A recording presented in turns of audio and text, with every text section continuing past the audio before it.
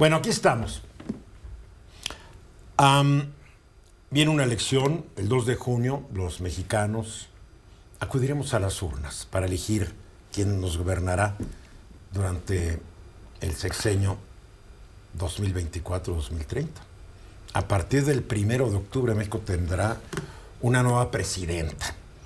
Porque si Jorge Álvarez Maínez cree que él tiene la menor oportunidad, pues que se dedique a escribir libros de ciencia ficción, ¿no? La verdad, no tiene oportunidad. Como tampoco la tenía Samuel García, hay que ser realistas. Pero yo creo que estas dos mujeres, tanto Xóchitl Gálvez como Claudia Sheinbaum, se deben comprometer públicamente y deben que hacer casi un juramento formal que ni ellas, ni nadie, ni nada va a estar por encima de la Constitución de este país, como ha sido la costumbre sexenio tras sexenio, donde los presidentes siempre creen que están arriba de la Constitución y llega a ser letra muerta la ley que debería guiar las acciones de todos los mexicanos. La verdad. El presidente López Obrador, por sus palabras y por sus acciones, aparentemente está empeñadísimo en instaurar un sistema similar al priista, que es donde él empezó a saber y hacer y conocer de política, como priista, allá en Tabasco. Y aquí cito algunas cosas que permiten suponer que él quiere regresar al pasado. Sus maniobras contra el Poder Judicial Federal, el Instituto Nacional Electoral, el Instituto Nacional de Transparencia, Acceso a la Información y Protección de Datos Personales, INAI, para decirlo en cortito, y los demás organismos constitucionales autónomos pueden interpretarse, puedo estar yo totalmente equivocado, pues se puede interpretar como pasos hacia la recentralización del poder en manos del presidente de la República o de la presidenta de la República. Sus intentos legislativos buscan limitar la capacidad de la Suprema Corte para ser el árbitro que dirima conflictos entre los poderes de la Unión y controversias constitucionales. Eliminar a la INAI, ¿qué es lo que busca? Evitar que el gobierno rinda cuentas. Y mermar la capacidad del INE es para que las elecciones no sean libres ni justas, porque son responsabilidades de estos órganos. Aunado a lo anterior, su insistencia en violar leyes electorales, no lo digo yo, lo dice la autoridad electoral. Todavía ayer se estaba quejando de que lo multaron por violar una ley electoral. Lo ha hecho muchas veces. Su insistencia en negar la legitimidad de sus opositores. Son malos mexicanos. Son corruptos, son traidores, son todo lo peor. Y menospreciar a los medios de comunicación y a los periodistas, otra vez permiten suponer que desea imponer un presidencialismo populista y autoritario y restaurar un estado de partido único, que en este caso el partido único sería Morena. La historia nos enseña que un país puede celebrar elecciones democráticas, tener instituciones democráticas, y aún así enfrentar terribles riesgos que pueden acabar con su democracia. Lo estamos viendo en Estados Unidos, que era el parangón de un sistema democrático. Después del triunfo de Trump hace 2 noches en Iowa, el mundo está temblando.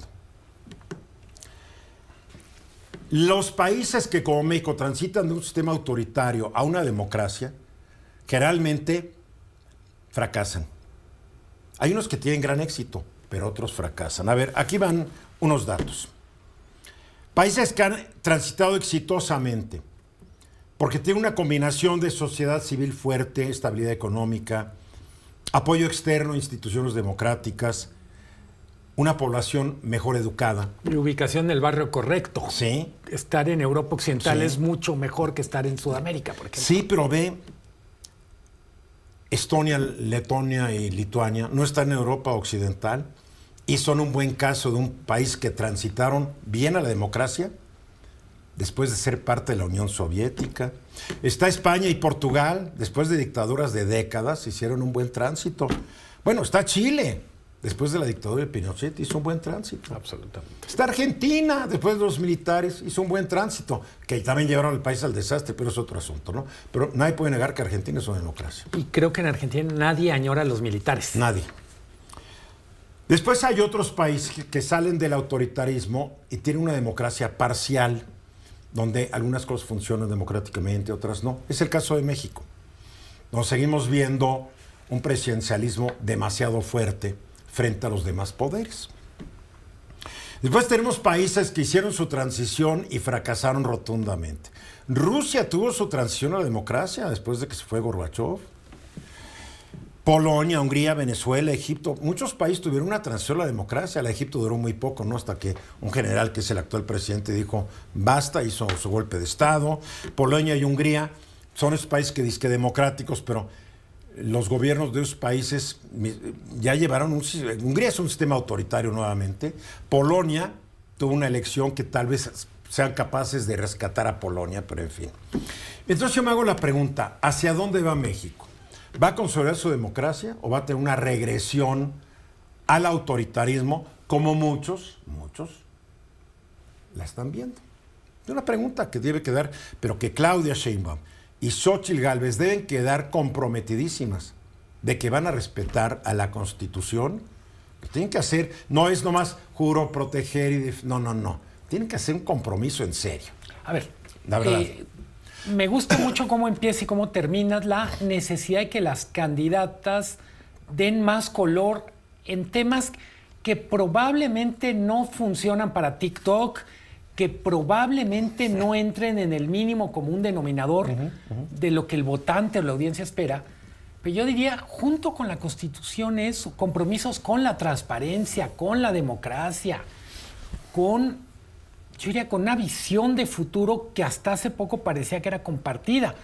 Un futuro, por ejemplo, de un país abierto al mundo a través de un tratado o varios tratados comerciales. Y vaya que México tiene un bolón de tratados comerciales, pero no parece que estamos muy abiertos al mundo, es la verdad. Pertenece a un montón de tratados internacionales a los que, en teoría, como mexicanos podemos acudir cuando algo no funciona. Luis Rodríguez Alemán hace una semana nos contaba el caso de un juez que dice, frente a la falta de respuesta del gobierno mexicano, yo acudo a una corte internacional para que me garanticen algunos de mis derechos. Sí, porque presenté esto ante la Fiscalía General de la República, que supuestamente es autónoma, pero que estamos viendo que no es autónoma. Absolutamente. En este gobierno, ¿no? Y creo que, aunque parece absolutamente iluso, un compromiso por combatir la corrupción, porque me parece que en términos generales la corrupción solo se usa en campaña y solo se usa contra los enemigos políticos. Ah, claro. Y cuando salen denuncias de corrupción, no, esta persona ya me dijo que no es cierto. No, señor, se investiga. Ah, no, mi hijito es incapaz. No, señor. Vea el pueblo de Joe Biden, cómo traen al hijo ahí en el Congreso de Estados Unidos. Lo traen, pero de aquí para allá al pobre. Y aquí hay una denuncia contra uno de los hijos del señor presidente y no es cierto. Yo diría que se investigue. Que el gran fracaso de la transición a la democracia mexicana está precisamente en el combate a la corrupción. El PAN llegó en gobiernos locales, obviamente en el gobierno federal, prometiendo acabar con la corrupción, y lo que hizo fue quitar a unos para ponerse ellos. Sí. Pero podemos decir algo parecido a Morena. Sí, y la impunidad, además. La investigación es de los enemigos del sistema. Es como las épocas del PRI. ¿A quién investigaban para dar el ejemplo de que estaban contra la corrupción? Al que se había peleado con su compañero de gabinete. No, es que ese compañero de gabinete con quien se peleó llegó a presidente. Después viene la venganza. Así era antes. Ahora es contra los de los partidos de oposición. Eso no es ni democrático ni nada. Y yo soy de los que creo que, cuidado, podemos regresar a la época del partido único. Donde fuera el partido único, todo mundo vive en el error y en el pecado. En la época del partido único, la sociedad estaba apática, estaba como dormida frente a la política. No existía TikTok. Entonces, para regresar a eso, también necesitamos que la sociedad esté dormida y ojalá eso no ocurra. Pero una sociedad la puedes dormir, ¿eh? Vean, Estados Unidos la está durmiendo el loco de Trump. ¿Y Sleepy Joe? Sí, es terrible. Vamos a los mensajes, que sirve esto como advertencia.